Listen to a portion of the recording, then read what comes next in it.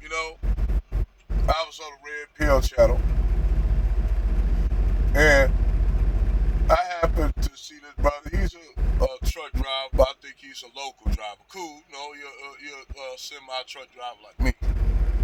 Now, what he said was fun. What he said was fundamental. As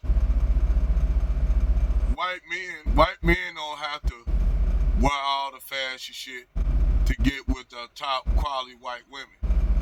You'll have white men that will shop at Walmart, buy outfits at Walmart and wear their outfit and go on a date with the top line white women of his ethnic group. And he can be able to get with the most attractive women of his group wearing Walmart clothes. Well, let's look at the contrast with black men and black women. In order for you to date a black woman, you have to have, number one, you got to have a wardrobe. Your wardrobe must consist of all kind of name brand clothes. You gotta have Jordans, you gotta have name brand clothes, name brand jeans, denim, some name brand shirt. Anything that's name brand that's expensive, jewelry on or whatever. You know, not so much jewelry, but that's a plus. If you got expensive jewelry on, like, Jesus pieces and shit like that. That's a plus. Number two, you gotta drive what you call, you gotta drive like a nice ass car. This in order to get Keisha. Now, Keisha and Brad, I can tell that brother it's a different contrast.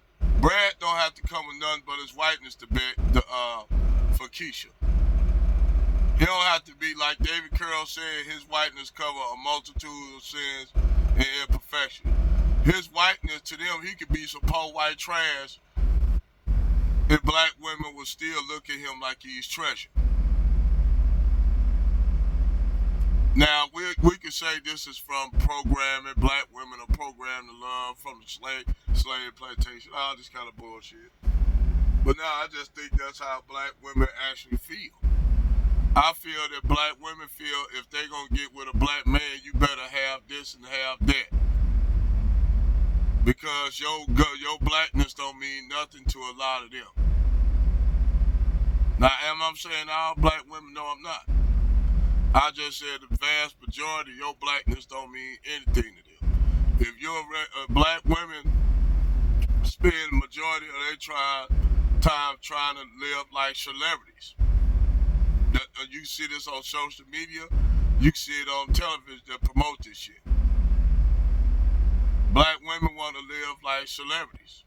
They want to live. I said, why do you think black women are heavily involved in social media? They're heavily involved in social media. And they're using to do everything on it. Like I said, the Shrika chick, once again, go just mention her, can't help but mention her. This chick basically uses social media to bash black men and just basically project all the actions of white men onto black people. Like, she is a mirror projection. She a projector, like a motherfucker. She a straight projector. Because she'll turn around and say black men and black people, but primarily black men, not so much black women, but primarily black men are the problem in society. But last time I checked, you got black women out here having children out of wedlock. Well, she said that's black men's fault too. That's black men's fault because black men ain't taking care of their kids. But wait a minute, you just had a child with a white dude that ain't taking care of his kid. Well, in her mind, she said that's not nothing. That's not nothing. My child is dealing with racism and white supremacy up in school. And what kind of world he gonna live in? Well, bitch, you just said a couple videos ago that black people, do more racism towards white people. Now all of a sudden you flip it, trying to flip the script. Make up your mind. And you got actually a lot of black women like the Cynthia G's and many other black women that think this. Even though you take Cynthia G as a case study just like her. This a bitch that called black men a dust, but yet you laid up with a dusty ass nigga that had multiple kids with other niggas, other chicks. This nigga got dirty dick Rob, got multiple kids by other black women, but yet your ass chose to go see this brother and have a child with him out of wedlock, knowing he was the type of men, the dusty type of men that you talk about. See, that's why I say her and Shrika and Cynthia G, these chicks are, these black, and you got many black women that think like this. So, you ask yourself, and the thing is, they'll do a lot of projecting talk about black men are leaving other groups of women single, turning them to single mamas. Ain't nothing backing them damn stats up. Nothing backing these stats that this Shrika chick and Cynthia G and all these other misandrous ass, black hating ass bitches. Because they mad the reason why she burnt her bridges with Brad, doing all that ghetto gang shit. Ain't no Brad gonna get with her ass looking at that shit. You see this shit up there.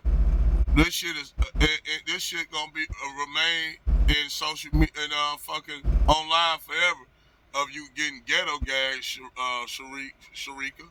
You gonna have that shit up there forever of you getting ghetto gang. So now you know Brad ain't gonna pick you. You already know this Brad ain't gonna pick you, so you talking about you ain't gonna date Tyrone. Nah, the reason is you ain't gonna date Tyrone because Tyrone don't want your ass. Let's be real, Shrika. You mad that Tyrone don't want you. Just like Cynthia G, she mad that these black men don't want her, all the misandrous shit, she anti-black male shit she said.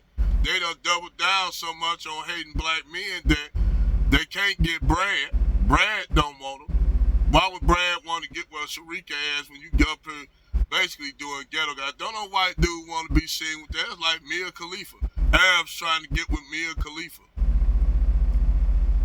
She can't get Mia Khalifa can't get an Arab dude to save her life. Because the shit that she's been doing and saying, she put herself out there so bad that even Arab men won't touch her with a 10-foot pole.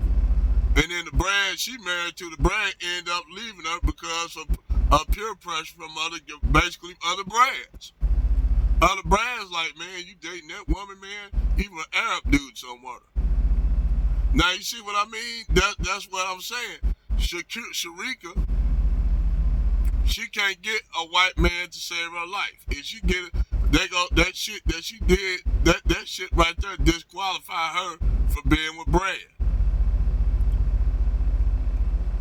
So she can't get no brother. So now she's angry that black men are not gonna get with her. So now she want to project, say, well, I don't want black men anyway. You're a goddamn lie. Brother gave you a brother come up right now, give you a time of day, Shrika. That brother come up, looking good, driving a nice car, got a good job. He gonna snatch your ass up. You gonna go all that shit you said, you gonna forget. We all know how a lot of these sisters project. Any a man that come up, the brother that got himself together, you know damn well if that brother say I choose you, you gonna jump up and go with that nigga. And you gonna be happy of going with that brother. Sitting up there talking that shit. I know better, man. I know these Keishas how they operate.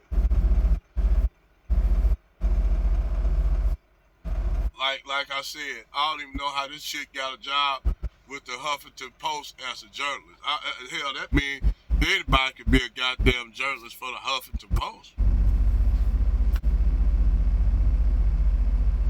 But, like I said, these Keishas, if they listen to her, instead of actually looking listening to women that can teach them something like Crimson Cure or something. Pink Book, who got the facts, the true stats. Hey, a lot of these bitches, what it is, she want to double down. Shrika and all these chicks like her want to double down on stupid.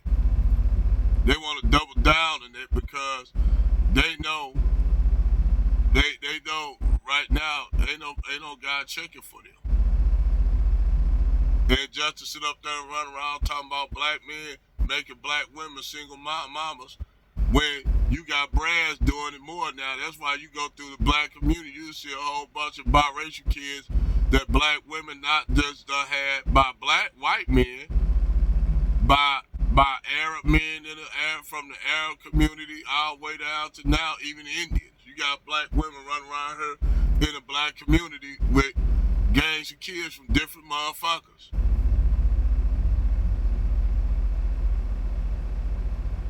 But hey, like I said, hey yo, I digress.